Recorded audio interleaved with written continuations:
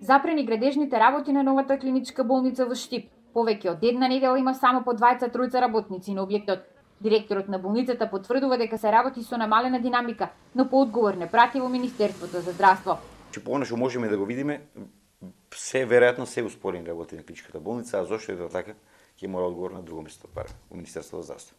Оттаму велат има проблеми на терен. По последниот состанок на грчката компанија што го доби тендерот и тече рокот од 2 недели да си ги среди работите со подизведувачот. Добивме информации дека на терен нема работници и во средата имавме нов состанок со грчката компанија и подизведувачот.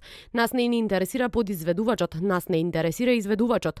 Договорот го имаме со грчката фирма. Разговаравме и укажавме и им даваме разумен рок од 2 недели за да видиме напредок во работењето. Доколку не го испочитуваат рокот, ние ги разгледуваме сите опции. Објектот како подизведувач го гради Штипски бетон. Оттаму не успеавме да добиеме одговор кои се причините за запирање на работите и дали е поврзано со информациите дека фирмата доцни со исплата на платите.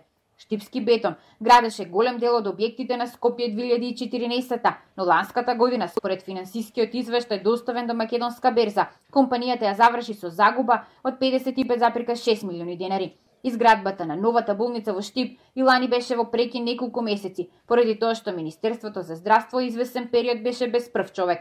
Објектот на новата клиничка болница треба да се гради во 2 фази и ќе чини 30 милиони евра.